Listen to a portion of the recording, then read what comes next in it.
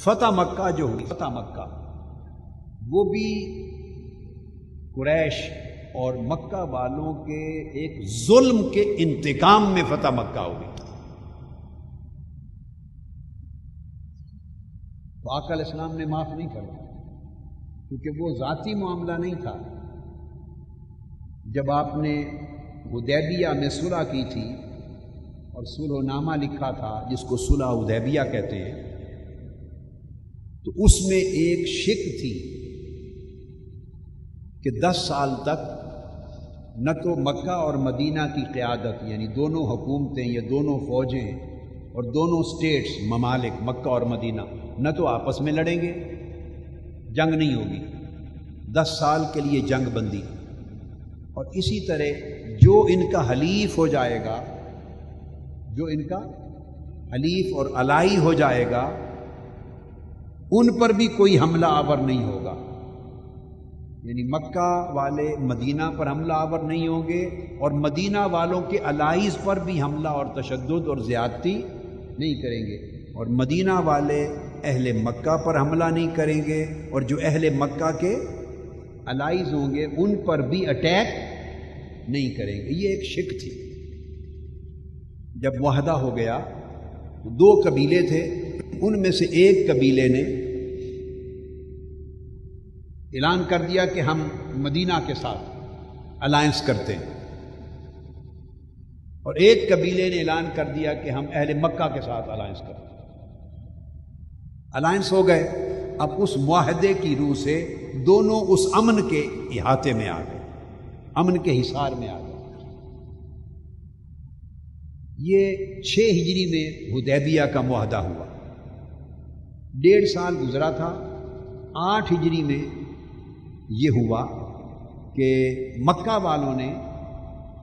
حضور علیہ الصلوۃ والسلام کے یا اہل مدینہ کا جو ایک قبیلہ الائی تھا جس کا الائنس تھا، ان کے اوپر جبر کیا، تشدد کیا، ان کو قتل کیا، ان کو قید کیا، ان کو گھسیٹا، مارا، پیٹا اور انتہا کر دی، ظلم کی انتہا کر دی۔ جتنے بڑے جو مکہ کے جابر قریش تھے، سردار تھے، انہوں نے اس قبیلے کے غریب مظلوم لوگ تھے ان پر بے پناہ ظلم کیا۔ اس قبیلے کے لوگ فریاد لے کر مدینہ گئے، مدینہ طیبہ میں گئے فریاد لے کر، اور تمام کتب سیر میں پورا واقعہ آتا ہے کہ وہاں انہوں نے آقا علیہ الصلوۃ والسلام سے مدد طلب کی، معاہدہ یاد دلایا اور کہا کہ ہمارا اب دنیا میں کوئی نہیں، ہم آپ سے مدد لینے آئے ہیں، اور ہمارے آدمی سٹل انہوں نے قید کر رکھے ہیں، مارا بھی ہے، جبر بھی کر رہے ہیں، تشدد بھی کر رہے ہیں، ہمیں اس ظلم سے نجات دلا۔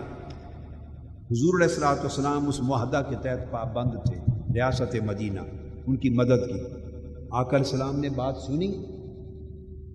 بہت متفکر ہوئے، اندر تشریف لے گئے، اندر سے نکلے آپ مجاہدانہ لباس کے ساتھ، اور فرمایا صحابہ کرام کو اعلان کر دو، چلو ان مظلوموں کی مدد کے لیے مکہ کی طرف مارچ کرو، ان مظلوموں کی مدد کے لیے۔ تو اس پر 8,000 افراد، پھر 2 اور بڑھ گئے، 10,000 افراد ہو گئے، چلتے چلتے ملتے گئے۔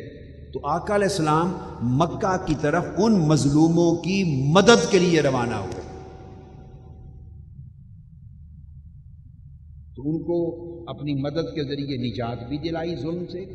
جب وہاں پہنچے تو صورتحال بدل گئی، آپ نے اندر مارچ کیا اور اہل مکہ نے سرنڈر کر لیا، اور مکہ بغیر لڑائی کے فتح ہو گیا۔